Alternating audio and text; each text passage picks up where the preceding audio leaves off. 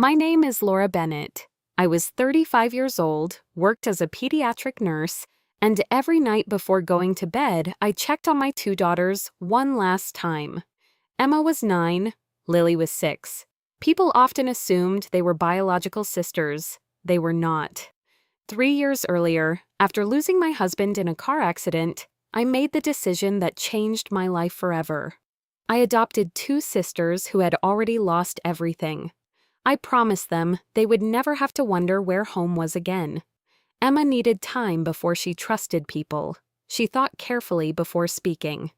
She never asked for attention. Lily was different. She could make friends in the grocery store checkout line. She hugged everyone. She laughed loudly. People naturally noticed her first. I loved them exactly the same. That was never something I questioned. Unfortunately, not everyone in my family felt the same way. My mother, Diane, always had a softer spot for Lily. She brought little surprises for her. She laughed at every joke Lily told. When Emma quietly showed her a drawing or a school project, Mom usually smiled politely before changing the subject. I told myself I was imagining it. I wanted to believe I was wrong. Then came my mother's 65th birthday dinner. The girls helped decorate the dining room that afternoon. Emma carefully folded the napkins. Lily proudly carried balloons from room to room.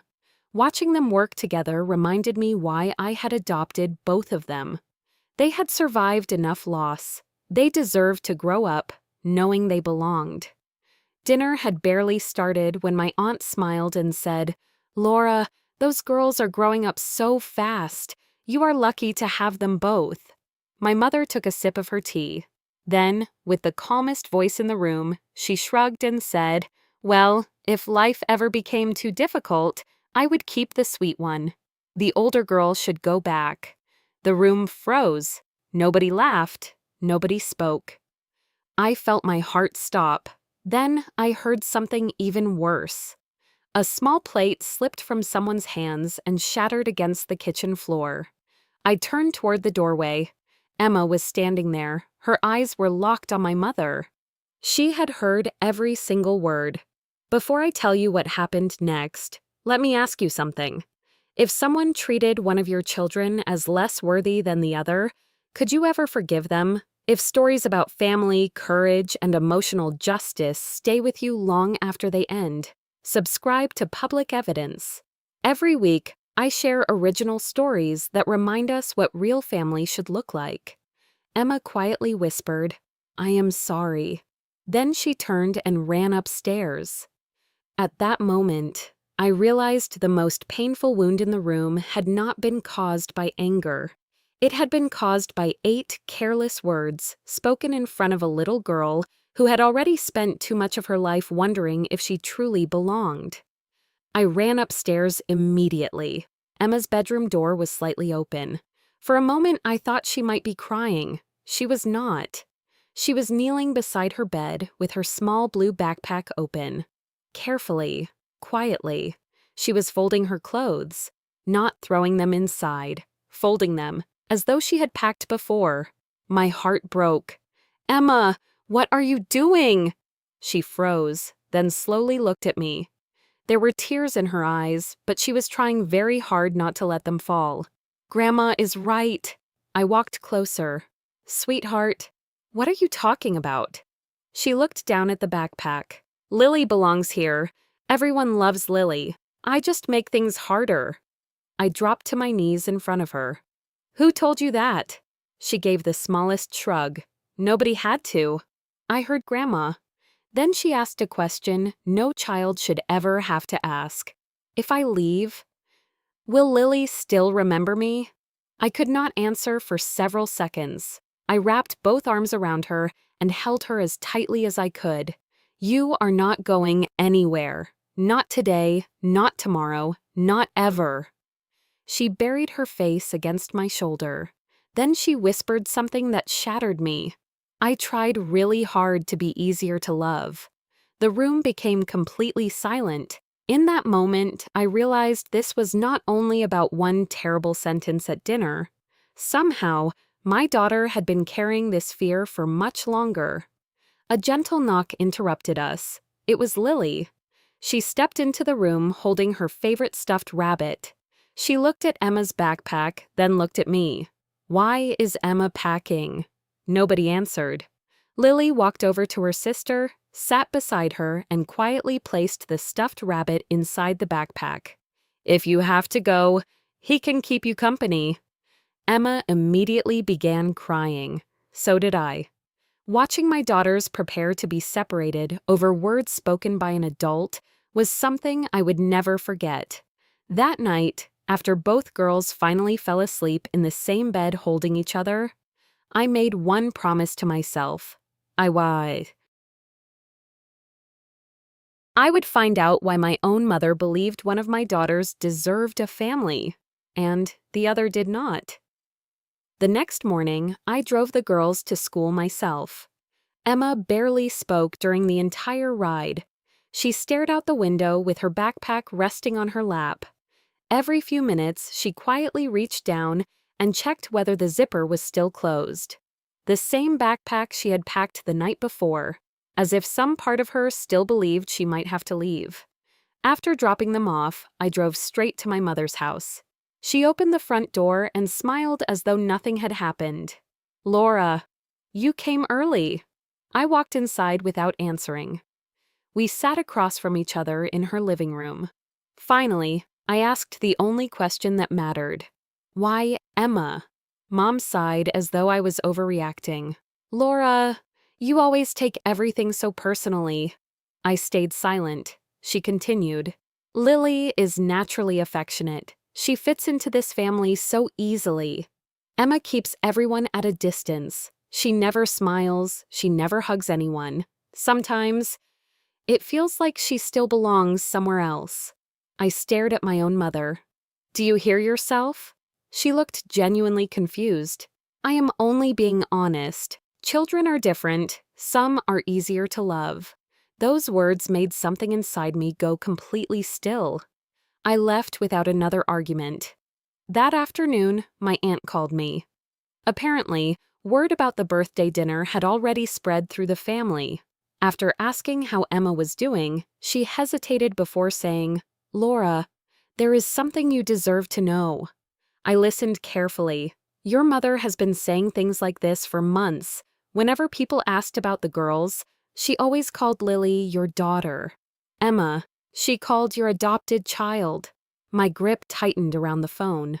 Then Aunt Carol quietly added, "Last Christmas, your mother even told your cousin that Emma would probably move on to another family one day because she had never truly settled in." I could not believe what I was hearing. The cruel sentence at dinner had not been an accident. It was the first time I had heard it, not the first time my mother had believed it. That evening, I picked Emma up from school. As soon as she got into the car, she handed me a folded piece of paper. It was a classroom assignment. The title read, "Draw the people who make you feel safe." There were only 3 people in the picture: me, Lily, and our golden retriever. My mother's face was nowhere on the page. For the first time, I realized Emma had understood the truth about my mother long before I had. That Friday, my mother called and asked if we were coming for Sunday dinner. Her voice sounded completely normal, as though nothing had happened. I answered calmly, "No." There was a long pause, then she laughed softly. "Laura, you are really ending this over one comment?" I closed my eyes. "No, I am ending this because it was never just one comment." She immediately became defensive. "You are turning this into something it is not. Children forget these things. Emma will get over it." That sentence told me everything I needed to know. She still did not understand what she had done. Or worse, she understood and simply did not believe it mattered. I took a slow breath. "Mom, do you know what Emma packed the other night?" Silence. She packed her pajamas, her favorite book, a photograph of our family, and the stuffed rabbit Lily gave her, because she believed she was being sent away. For the first time, my mother did not interrupt me. I continued. A 9-year-old little girl believed she had to prepare to lose her family. Not because of strangers, because of her grandmother. My mother's voice became quieter. I never told her to pack. No. You did something much worse. You made her believe she did not belong. The conversation ended a few minutes later. Not with shouting, not with insults, just silence. That afternoon, I picked the girls up from school and took them to the park. Emma and Lily ran toward the swings, laughing together. For the first time in days, I saw a small smile return to Emma's face. I watched both of them from a nearby bench. Then I made the hardest decision of my life. I would not allow anyone, not even my own mother, to make either of my daughters question whether they deserve to be loved. That evening, I sent one message to every member of our family. I explained exactly why we would no longer be attending family gatherings. I did not ask anyone to choose sides. I only asked them to respect one boundary. No one who makes my daughters feel unwanted will ever have a place in their lives again. Within minutes, replies began appearing on my phone. Some supported me, some defended my mother. But one message, from someone I never expected, changed everything. My mother's older brother. We had barely spoken in years. It read, "Laura, your mother is wrong. She always has been." He asked if he could stop by the next afternoon. When he arrived, he carried an old photo album. He placed it on my kitchen table and slowly turned the pages.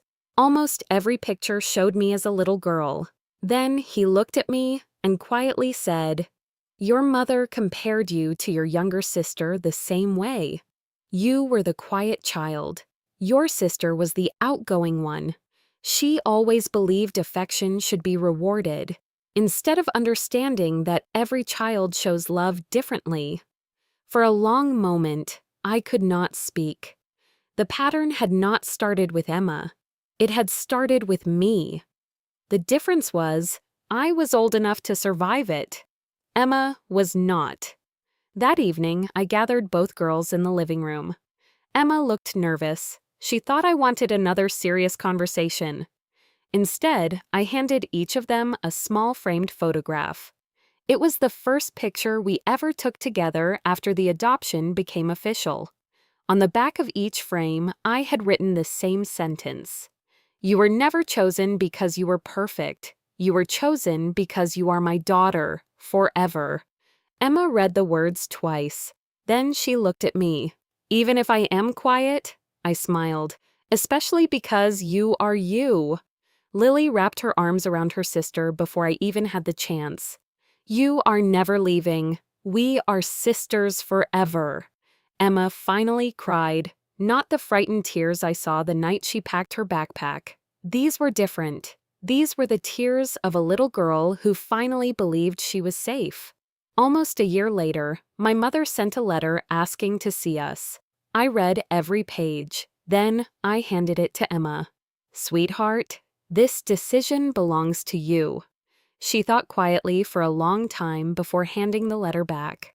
"Maybe one day, but not until Grandma learns that families do not get to return children."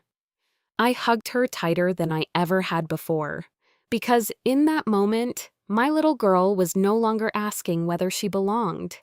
She already knew the answer. Looking back, people often ask what happened after I chose my daughters over my own mother. The truth is, I did not lose my family that day. I protected it. Because being a mother is not about keeping peace with everyone. It is about making sure your children never have to question whether they deserve to be loved. Before you go, I want to ask you something. If someone made one of your children feel unwanted, would you ever give them another chance? Tell me what country you are watching from in the comments. If stories about family, courage, and emotional justice remind you what truly matters, subscribe.